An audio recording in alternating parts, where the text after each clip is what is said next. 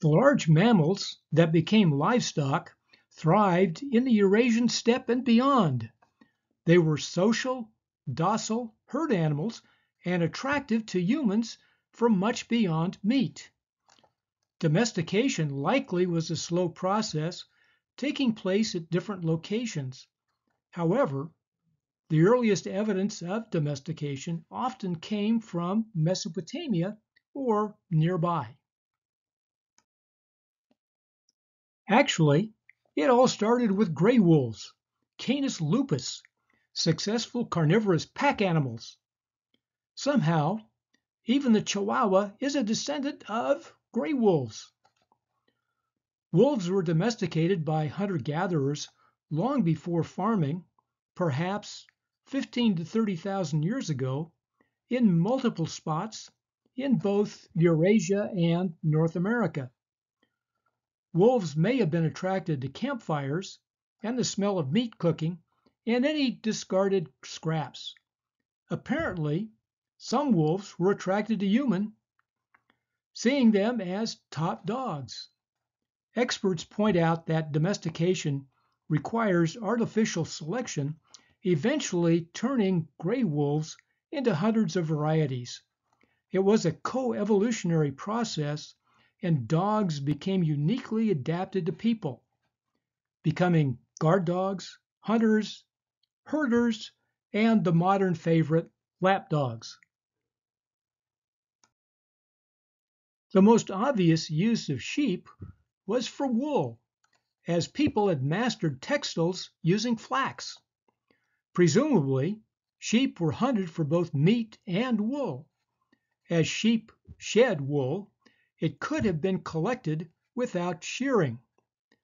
Hunter-gatherers perhaps figured out how to capture and shear sheep without killing them, maybe with canine help, then staying near the sheep to repeat the process, with the sheep eventually becoming domesticated.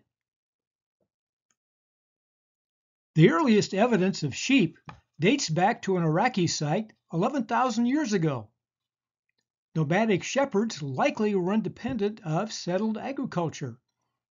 Those that did settle down could have raised sheep nearby or relied on nearby shepherds for trade.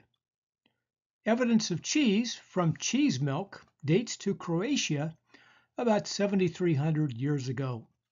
Sheep, and especially wool, are still important, with about 1 billion sheep around the world.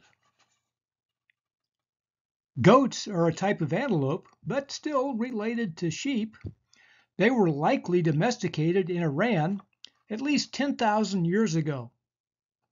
Goats were valuable for milk, which early on was turned into goat cheese. Domestic cattle descended from extinct aurochs, which were widespread over most of Eurasia. They were domesticated in multiple places, beginning once again around Mesopotamia. Cattle are bigger than sheep, with impressive horns and certainly more intimidating. Evidence indicated domestication in the Fertile Crescent and India over 10,000 years ago.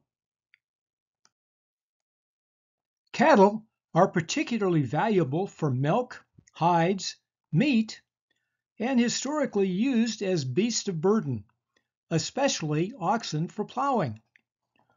Like sheep, they could be more valuable alive than butchered.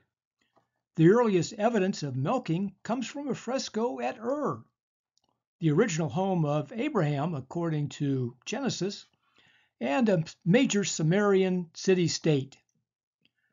Once record-keeping in Mesopotamia began with tokens, a cow head with horns is reasonably convincing. Oxen, usually castrated male cattle, are among the many draft animals that could pull loads and plow fields. They are conveniently big and docile. Ox have been performing these functions for at least 6,000 years. Pigs were domesticated for meat. They were bred from various wild boars, native to Eurasia and Africa. Pigs were likely domesticated in Mesopotamia over 11,000 years ago, presumably attracted to food scraps. They were domesticated in China about 8,000 years ago. Omnivorous pigs proved to be efficient meat producers, often able to forage their own food. Now, pigs capable of finding truffles could live on. Peasants could have domesticated pigs mainly for their own use and then slaughtered most of them at the start of winter. Preservation techniques included smoking, curing ham and bacon, drying, brining, preserved with lard, and pickling. Obviously, bacon is the best. Pigs compete with sheep these days as the most populous animal in the world at about 1 billion. Horses were domesticated on the Eurasian steppe, which is well northwest of Mesopotamia, perhaps in Kazakhstan, at least 5,000 to 6,000 years ago. This was great for nomadic cavalry archers like the Mongols and the Scythians, not great for traders walking on the Silk Road. By 4,000 years ago, domesticated horses had spread around most of Eurasia. Now, horses can be bred for spirit, for running, or as draft animals. For most of history, the horse was used for combat, either riding or pulling a chariot. God emperors and other elites created extravagant feasts. Was it arrogance or diplomacy? A wise ruler or an incompetent autocrat? We'll tour fabulous feasts on the next video from Food History and Mystery.